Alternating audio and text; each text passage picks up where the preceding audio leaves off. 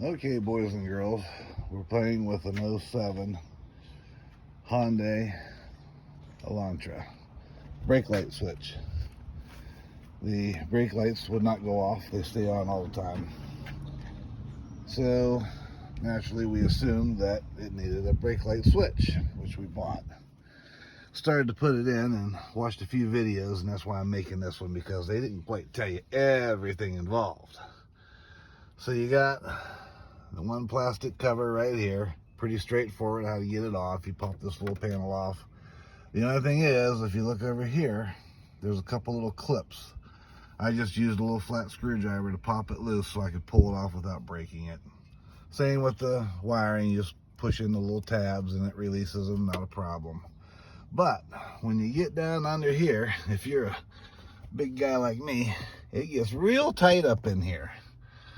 As you can see, I had to remove the whole assembly, the brake pedal and the gas pedal. Down here you can see it a little better. Now for some reason, they put this little piece of metal in the way. It does absolutely nothing. Just makes it really difficult to get to it. And there was another piece too on the brake pedal itself. Not sure what it was all about, but I had to get it all out from underneath there to get to the goddamn switch because I couldn't get my fingers on it. So here we are. There's the assembly. You see the gas pedal, brake pedal, and here's the switch. Very common. It goes in this little hole right here. Well, underneath that little hole, there's this little rubber tab that's supposed to go into a little hole, just like a little grommet. Pops into a little tiny hole, something like this. It's a lot smaller though, just shoves in. Well, nobody bothers to tell you that those little things break off or tell you to look for that first. Nor did I see it on the floor anywhere. The reason I didn't see it on the floor is because it ended up inside this little piece of steel here, in this little trough.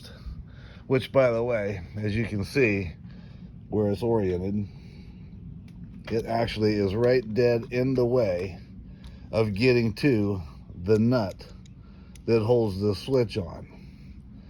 So, again, this little piece here doesn't do anything, doesn't touch anything, I can't see any purpose whatsoever for that piece to be there, other than to aggravate the living shit out of you when you're trying to change that switch. So, I cut it off. Boo-hoo. Oh well. Now, I can get my fingers and a wrench up inside there. And by the way, you can see I glued that little tab back on.